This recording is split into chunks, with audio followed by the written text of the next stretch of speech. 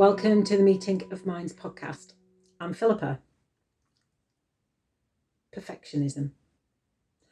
That's what I'm going to be talking about today. Recently, I was invited to be a guest on a podcast all about perfectionism. And it was really interesting for me to really dig deep into what perfectionism has meant for me, what it was brought to my life, good and bad, and also sort of just look at how it started, what it became, what it is now. And as I was talking, I realised that I'd also listened to another podcast a day or two before, which had which really played into what I was talking about, perfectionism. So I decided to come here and do this episode today. So the first thing I was asked is, what does perfectionism mean to me? And, what does it mean to you? When you think of perfectionism, do you think of someone striving to do their best? Or do you think of someone who can't stop until they've dotted every I, crossed every T, polished every bit as much as it can until something is the absolute best that it can be? Are you a perfectionist? Which camp do you sit in? Are you a healthy striver? Are you a striver to do your best? Or are you one of those people who will go over something again and again and again until it's as perfect as you can get it? And anything in between. And perhaps we are more one of those around some areas of our life, and perhaps we lean towards more of the other in other areas. It's interesting. I found it really interesting to think about it because I think I'd always identified as a perfectionist, but hadn't really thought about what it meant.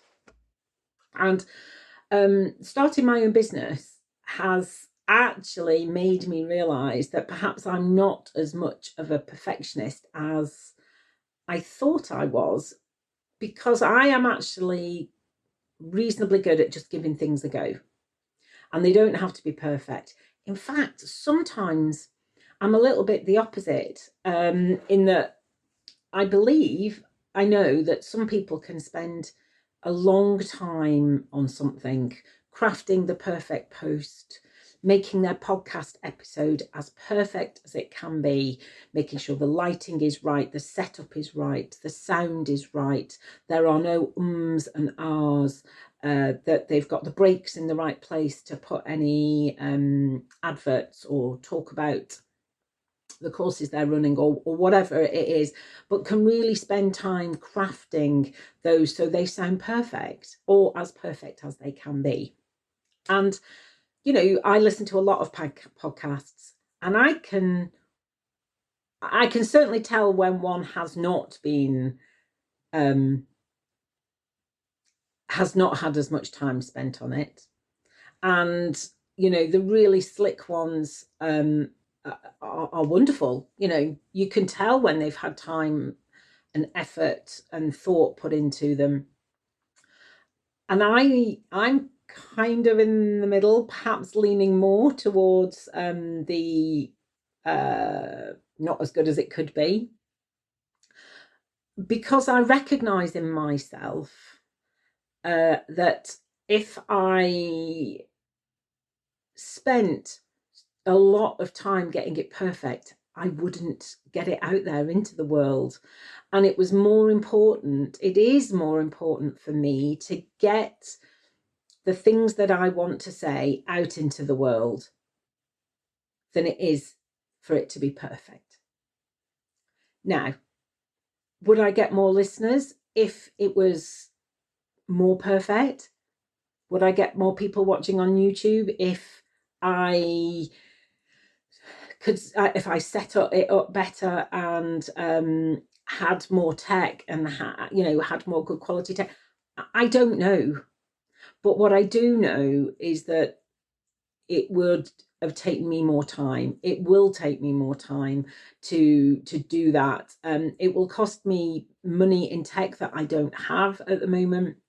It would stop me getting it out there. So what I've decided to do is do the best that I can with what I have available and do it. And it comes as a little bit of a surprise to me in a way that I can do this, because I have spent a lot of time, a lot of years identifying as a perfectionist. In my legal career, I was really thorough. I mean, you have to be, because if you're not and you get it wrong, you get sued. And being a perfectionist around my legal job and my desire to get the job done and my desire to be seen to be doing it right and getting it all done and to please people, that combo is the main reason why I have burnt out on several occasions during my career. It also made me a really good employee. The bosses were quite happy until I burned out and needed time off, but the bosses were quite happy with the amount of work I churned out. And there's a real lesson there, isn't there, that they're getting what they want and need and I'm not. But, for any of you who have listened to quite a few episodes of this podcast, you will know that learning to address my own needs has been a big part of my healing journey over the last 5 years. So back to perfectionism and talking and how I was thinking as I was on recording this podcast last week. And I grew up with an alcoholic mother. My father could never give up smoking, even though he'd had a triple heart bypass. I come from a family with a tendency towards addiction or addictive personality traits. I think that is an okay way to describe it. So it was inevitable. I hope it's an okay way to describe it. So it was inevitable that I was going to, or it was quite likely that I was going to have an addiction of some sorts. Those of you who know some of my story will know that, I have had a very complicated relationship with food over the years, and I buried my feelings of inadequacy and not being enough and loneliness and unhappiness. I buried those under food, and I ate to fill the hole inside me, which really should have been filled with me. And knowing that I'm pretty much okay. I'm enough just as I am. So was I addicted to food? Yes, without a shadow of a doubt. I was addicted more to the feeling that eating food gave me, because it was the only time that I for about 5 or 10 minutes after a binge, I would feel some degree of calm. And as I describe in my book, the cycle of feeling really awful about myself, eating the 10 minutes of 10 minutes of calm, then followed by the utter shame and guilt, which just perpetuated another cycle, is very much how I lived for a lot of my teenage years, 20s, into my 30s. And, that was very much an addiction.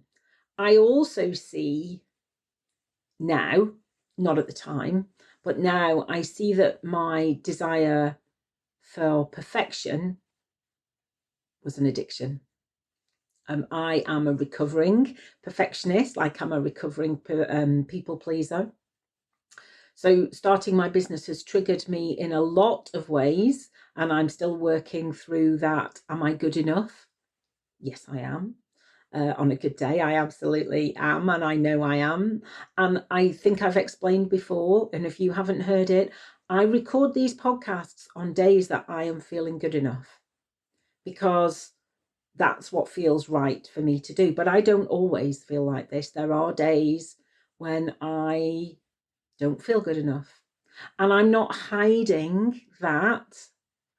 What I am doing is I'm honoring that in myself, and I'm not putting myself in a uh, in a position where I might well trigger myself into a trauma response. In time, I will be able to bring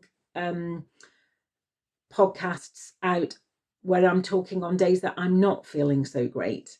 And those days are coming, they really are. But for the moment, the days that I come here and I show up and I talk and I record the videos are very much days that I am feeling able to do this, because I'm recording this looking at myself, and I need to feel okay with that person that I see in order to be able to record a meaningful podcast episode. That's just the way it is for me now, and I want to be really upfront about that, because my journey continues, and part of that journey will be allowing myself to be seen, to be here, to show my face, to show my voice on days that I am not doing so great. And I did do that in the teenagers episode a few episodes ago. And I will do that again when the time rises. But today I planned on recording episodes, and today is a good day. But in my bid to get stuff done, to put my podcast out there, to allow my voice to be heard and my face to be seen, which is all part of my healing path, I have to keep in mind this perfectionist trait that is very strong in me, but also it's really interesting how at the moment that perfectionist trait in me is overridden by my desire to talk about things that I've learned, to put that information out there in the hope that it's going to help just one person, or it might be just the thing that somebody needs to hear one day that starts them on their own healing journey. If I can do that by releasing this podcast, then it's worth every minute that I spend trying to do this. And it's worth overcoming that desire for perfection to just put it out when it's good enough. And that is what I do. And, you know, if you're listening and watching, thank you. And if you keep coming back, thank you again. And I hope you think it's good enough. And hopefully it is, because you keep coming back. But what I talked about on this episode, this podcast that I was recording, was I was talking about perfectionism being an addiction. But it's an addiction that is applauded. It's a perfectionism, it's an addiction in society that is seen as a good thing. If we are constantly wanting to be seen as perfect and do the perfect thing, the perfect job, be the perfect mother, be the perfect wife, be all of those roles, be the perfect athlete, be the perfect cook, be the perfect employee, whatever it is, we are coming from a place of not feeling good enough. We are really trying hard to be perfect, and then we are celebrated for that. So it's almost like we are not celebrated for being our true self, where we don't feel good enough, but we are being celebrated for this perfect self that we are putting forward. And so the cycle perpetuates, where we feel that we can't be our true self because that is not enough. And I'm not saying that happens for everybody, but that is definitely what happened for me. And my perfectionism very much started very young, when I learned various things. I learned that my mum had called me Philippa because she went to school with a girl who was tall and slim and athletic and had lovely long blonde hair. And this girl was a lot of things my mum wasn't. And she wanted that in a daughter. So the first step was calling me Philippa. And I felt, now whether this was true or not, but I felt when I heard that I disappointed my mother from day one. I'm not tall. I'm certainly not slim. I'm certainly not athletic. I did have long blonde hair. And then when I was 12, I had it all cut off. And that was a disappointment. So the not enoughness started really young. I was also told by my mum on numerous occasions that girls were better than boys. No, the other way around. Boys were better than girls. And I was her only daughter. She had 3 sons and I was her only daughter. I think that's very much a product of her growing up. She was an only child, and I think she felt her dad wanted a son. But she passed that on to me by telling me that boys were better than girls. She also told me, and all of these things are not to throw my mum under a bus, because I think a lot of these came from my mum's own problems. They did all come from my mum's own problems. And she did not do any of those purposely to hurt me. Well, most of them I don't think she did to purposely hurt me.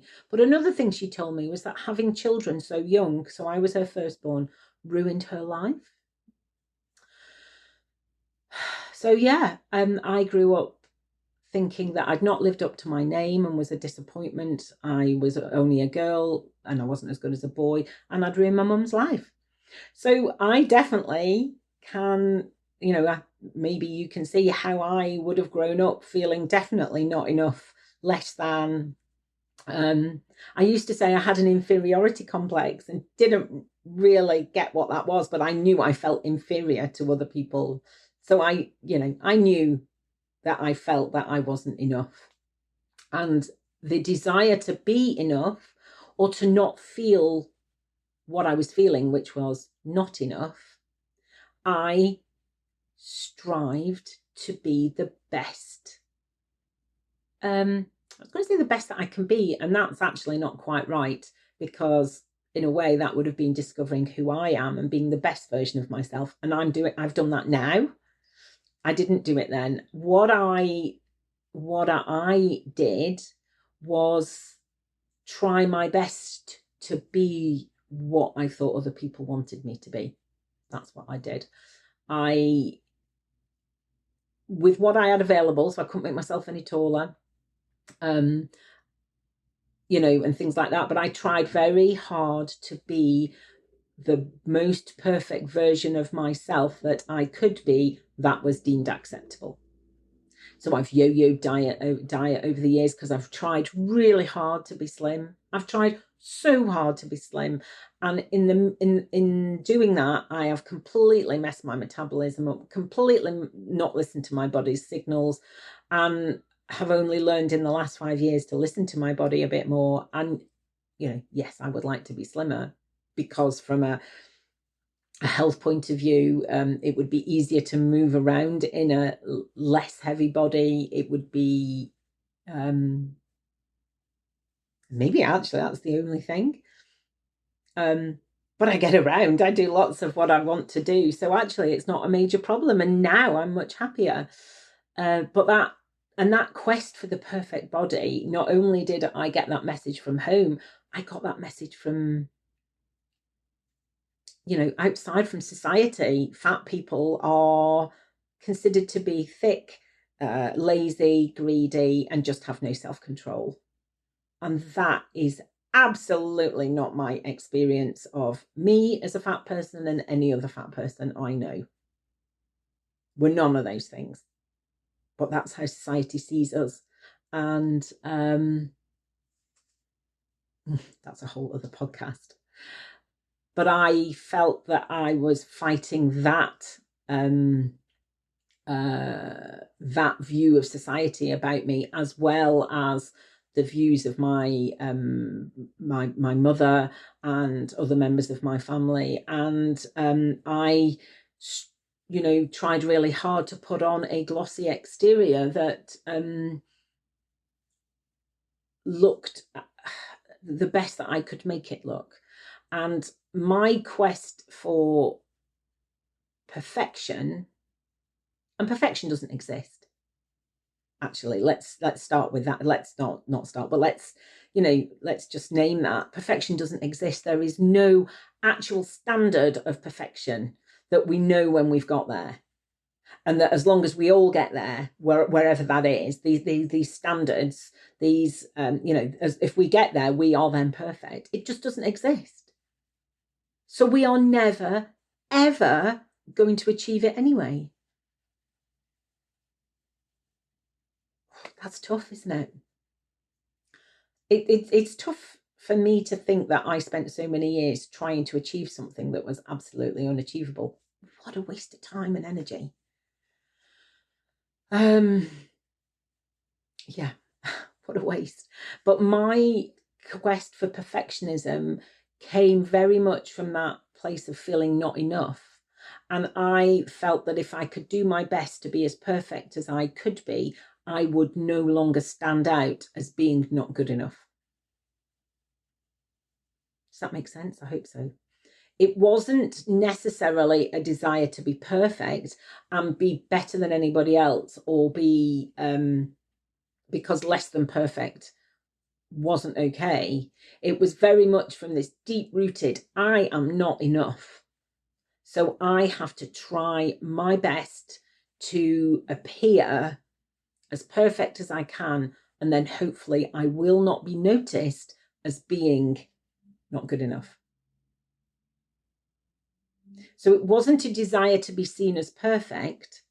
It was a desire to be seen. It was a desire to not be seen as not good enough. Now, does that matter? Does it matter where my motivation was coming from? Probably not. Has it been helpful for me to work that out? Yeah, it has. Like with a lot of the things I've worked out over the last 5 years, it has been really helpful. And it's been helpful to work out where it all started, how it had got me to where I was, because then it enabled me to work out a little bit how to move away from that, because it no longer served me. It didn't help me at all to still be putting on this glossy exterior in the hope that people wouldn't find me lacking. Because if people, by the time I hit my 50s, if I am with people who find me lacking in some way, why do I want to spend time with them? Life is far too short. And I was having a conversation only yesterday with somebody about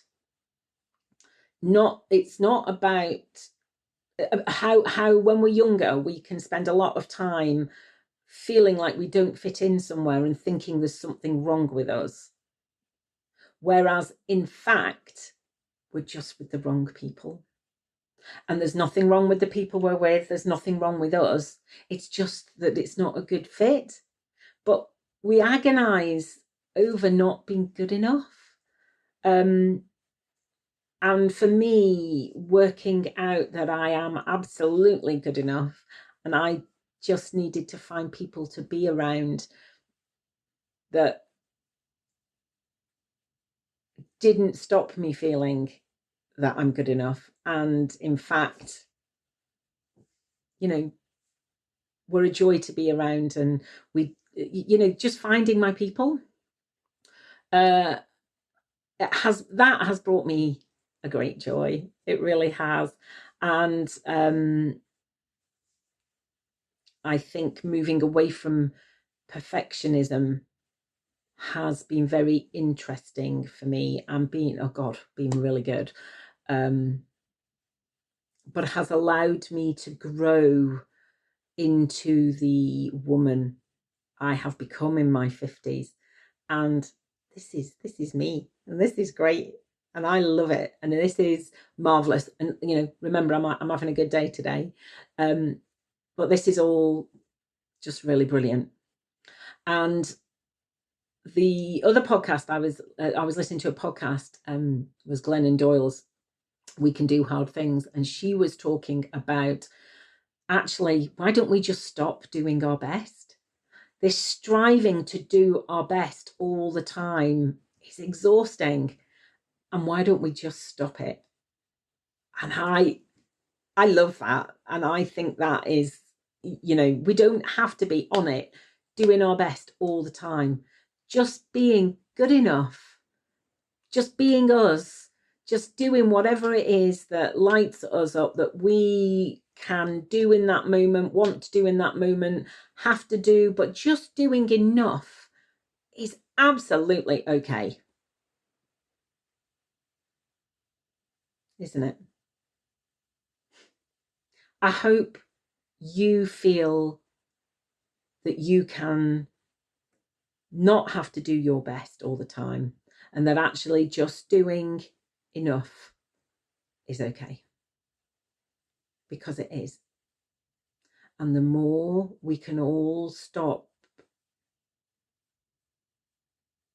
feeling like we always have to be doing more, being more, changing the way we look, and we can just actually be us and know that that is enough. Imagine what the world would be like if we could all feel like that. Maybe, that's a bit of a pie in the sky dream of mine, but that would be amazing. So that is my take on perfectionism, or some of my thoughts on perfectionism anyway.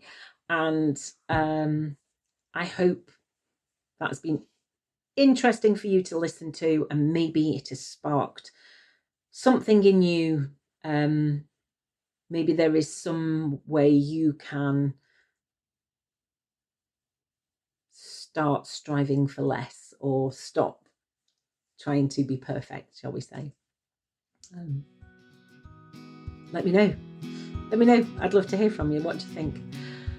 So that's it for today. Thank you for listening and watching, and take good care of yourself, and I will be back soon with another episode. Okay, bye. Thank you for listening to the Meeting of Minds podcast. You can find this podcast in all the usual places. Please tell your friends. Please subscribe. And if you have a moment, I'd be really grateful if you could rate and review, as it helps other people find us and helps me spread the messages of empowerment and positivity that I'm really passionate about. If you want to find out more about me, you can visit my website, www.safeandsupported.co.uk. Until next time, bye.